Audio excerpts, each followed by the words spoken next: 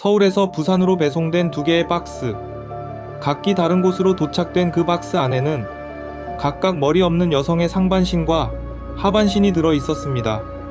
품목은 메주, 수신인은 존재하지 않았죠. 화물로 탁송된 기괴한 토막살인 사건. 실화도서관 시작합니다. 1980년 5월 23일 오전 9시 20분 부산 서구 토성동 천일 전기화물 남부영업소 창고 안에서 심한 악취가 퍼집니다. 직원 최 씨는 그 화물을 정리하다가 놀라 얼어붙고 맙니다. 상자 틈 사이로 드러난 사람 손가락. 상자 안에 들어 있었던 건 머리와 하반신이 잘려나간 여성의 몸통과 양팔. 직원들은 끔찍한 공포에 휩싸입니다. 경찰이 수사에 나섭니다. 당시 부산에서만 3번째 토막살인이었죠. 이 사건은 다른 사건에 비해 상당히 기괴했습니다. 토막 시체를 각기 다른 곳에 유기하는 경우는 있었지만 이처럼 화물로 토막 시체를 보낸 경우는 처음이었기 때문이었죠.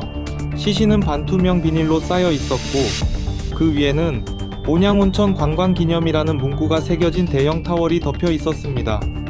다시 비닐 3겹이 감겨 있었고 미성산업공업사 윤활유 박스로 포장되어 있었습니다. 수취인은 부산시 중구 중앙동 박치근. 당연히 그런 인물은 존재하지 않았죠. 화물은 5월 20일 서울 중구 오장동 천일 전기화물 취급소에서 메주라는 품목으로 접수된 것. 경찰은 토막 시신에서 지문을 채취합니다. 그리고 화물 발송지를 단서로 서울에서 수사를 시작합니다. 엽기적인 토막 시체가 발견된 다음 날인 5월 24일 오전 11시 20분 부산역 소화물 도착 창고에서도 수상한 화물이 발견됩니다. 역시 악취 때문에 화물이 발견되었는데 그 안에는 사람의 2다리가 들어 있었습니다.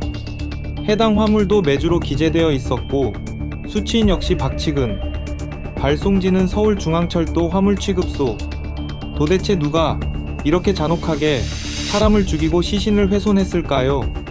왜 토막 시신을 따로따로 포장해 화물로 탁송했을까요? 부산에서 연달아 토막살인이 일어나자 시민은 공포와 두려움에 빠집니다. 경찰은 또다시 비상에 걸려 업무가 과중되었으나 침착하게 범인이 남긴 단서를 추적합니다.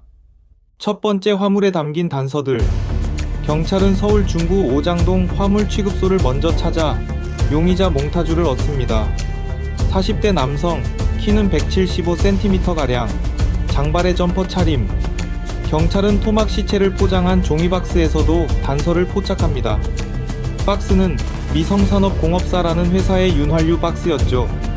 경찰은 해당 제품을 사용하는 곳을 추적하다가 화물 취급소 인근 카센터를 찾아냅니다.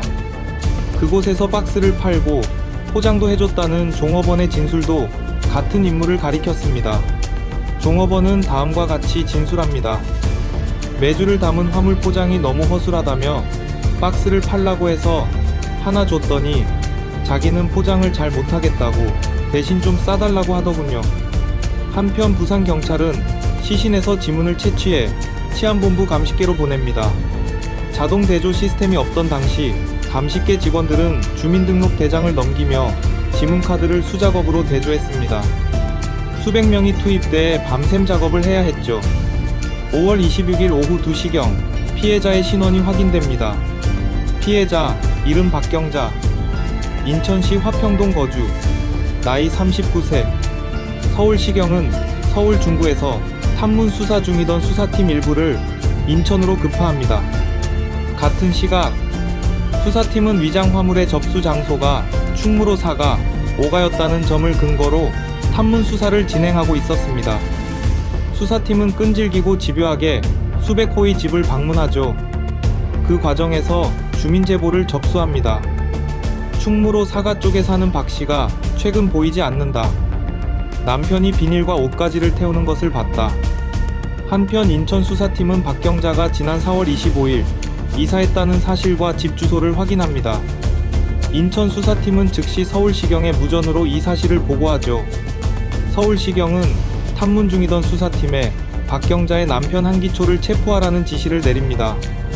5월 26일 오후 4시 형사 5명이 한기초의 집 주변에서 잠복에 들어갑니다. 오후 4시 50분 술에 취한 한기초가 골목으로 들어오는 순간 형사들이 튀어나옵니다. 당신이 한기초지? 네. 시신이 발견된 지 80일 만에 범인 한기초가 체포됩니다. 범인 한기초, 나이 44세, 술을 자주 마시고 폭력적 성향. 초기 진술에서 그는 다음과 같이 둘러댑니다. 아내는 대구로 장사하러 갔다. 빚쟁이들 때문에 집에 들어가지 않았다. 하지만 경찰은 위장 화물을 져다준 지게꾼, 포장종업원, 탁송 직원을 불러 대질신문을 실시합니다.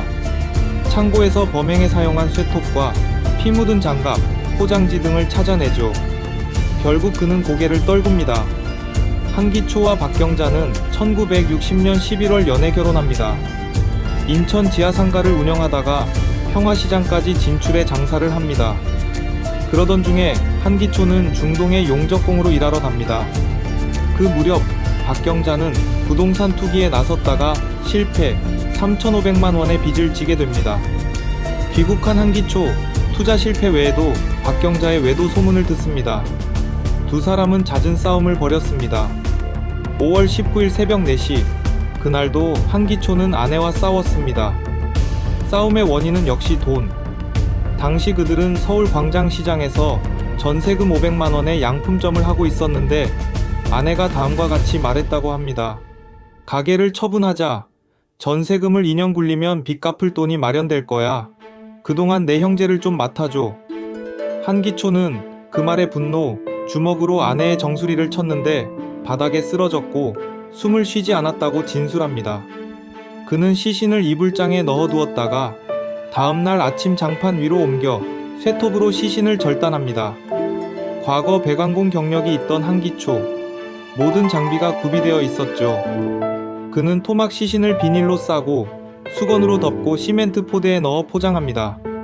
오후 3시경 다리 부분을 먼저 들고 택시를 이용 평화시장 앞에 내립니다. 지게꾼을 불러 대림화물 취급소에 갔지만 접수가 거절당합니다. 직접 들고 평일용달사로 이동, 다리 부분을 탁송합니다. 오후 5시 서진상사에서 몸통을 포장, 천일화물 오장동 영업소에서 접수합니다. 머리는 집 앞 쓰레기통에 버렸다고 진술합니다. 범행 이후 한기초는 술을 마시고 택시를 대절해 돌아다녔으며 평소 찾지 않던 부모 묘를 손질하는 등 주변에서 보기에도 이례적인 행동을 보였습니다. 물론 이 모든 이야기는 한기초의 진술을 토대로 언론에 보도된 내용입니다. 피해자에게도 원인이 있다는 뉘앙스의 진술이었죠. 사실 한기초 자신도 1977년 한 여성과 정을 통하다 간통죄로 고소당한 전력이 있었습니다. 한기초는 살인 후 시체를 단순히 은폐하기만 한 게 아닙니다. 그는 살인을 했고 시신을 절단했고 포장했고 운송 시스템을 이용해 이동시켰습니다. 비닐, 수건, 시멘트 포대, 윤활유 박스, 허위 수취인 이름, 분산 탁송. 그가 시도한 방식은 단순히 흔적을 지우는 게 아니라 시신을 분해하고 분산하고 익명의 공간에 던져버리는 정리 행위에 가까웠습니다. 한기초는 1심 재판에서 사형을 선고받습니다. 하지만 일반적인 토막살인 사건에서는 범행 후의 계획성이나 사회적 충격에도 불구하고 무기징역이 선고되는 경우가 많습니다. 최근에 일어난 토막살인 사건들도 범인들이 무기징역을 선고받았죠. 아쉽게도 한기초의 1심 재판 이후의 재판 결과를 찾을 수는 없었습니다. 사형 명단에 없는 것으로 봐서 무기징역 이하로 감형되었거나 사형 집행 전에 교도소에서 사망한 것으로 보입니다. 그렇다면 왜 한기초는 토막 시신을 나눠서 화물로 부산까지 보냈을까요? 당시 부산에서는 이미 2건의 토막살인 사건이 발생해 언론에 크게 보도된 상황이었습니다. 한기초는 그 혼란 속에 자신의 범행을 묻으려 했던 것일 수도 있습니다. 수사의 혼선을 유도하려는 전략이었던 거죠. 대한민국 범죄사에서 토막 시신을 따로따로 화물로 포장해 탁송한 자는 한기초 이전에도 없었고 이후에도 없었습니다. 지금까지 실화도서관이었습니다.